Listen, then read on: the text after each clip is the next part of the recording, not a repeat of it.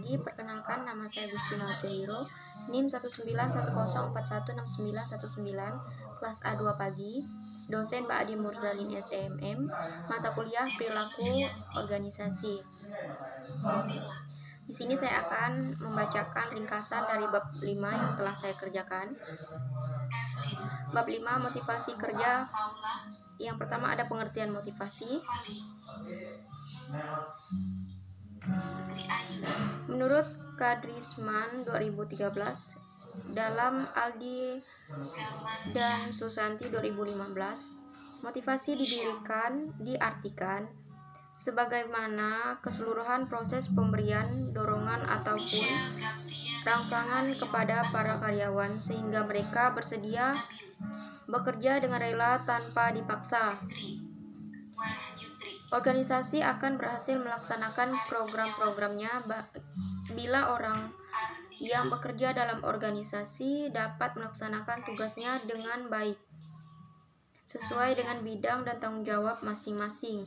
Dalam melaksanakan tugas tersebut, para pegawai perlu diberikan arahan dan dorongan sehingga potensi yang ada dalam dirinya dapat diubah menjadi prestasi yang menguntungkan organisasi.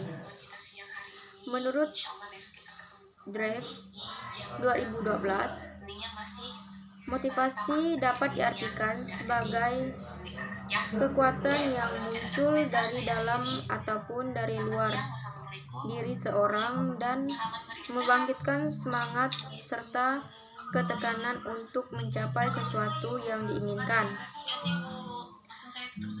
Motivasi pekerjaan akan memengaruhi produktivitas dan sebagai bagian dari tugas seseorang manajer adalah menyalurkan motivasi ke arah penciptaan tujuan organisasi.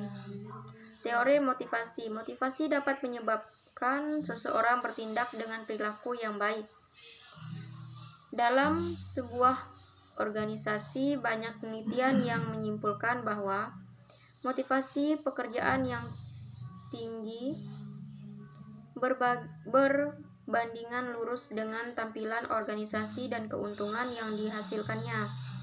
Tanggung jawab seseorang manajer untuk menemukan kombinasi yang tepat antara teknik motivasi dan serta jenisnya.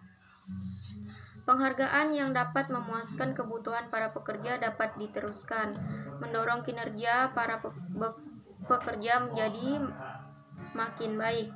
Beberapa pendapat tentang motivasi menekankan pada pembahasan tentang kebutuhan-kebutuhan manusia dan bagaimana kebutuhan-kebutuhan tersebut dapat dipenuhi di tempat kerja. Menurut teori Maslow, kebutuhan tingkat rendah adalah kebutuhan yang menjadi prioritas. Kebutuhan ini harus diperluaskan sebelum kebutuhan-kebutuhan di tingkat yang lebih atas bisa dirasakan.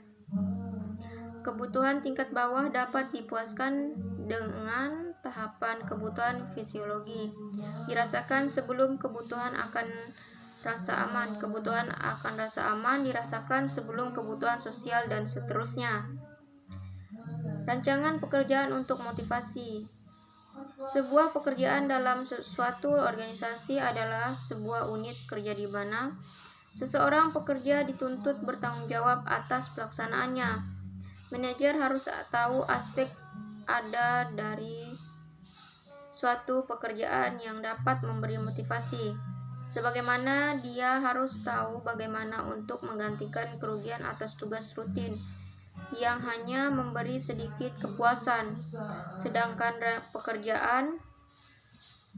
rancangan pekerjaan job design adalah aplikasi dari teori motivasi pada struktur kerja untuk meningkatkan produktivitas dan kepuasan.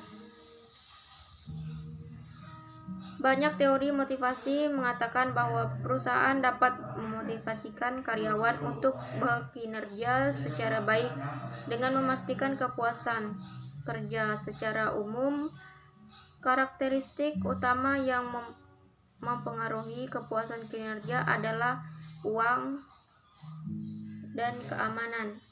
Sekian dari saya, terima kasih.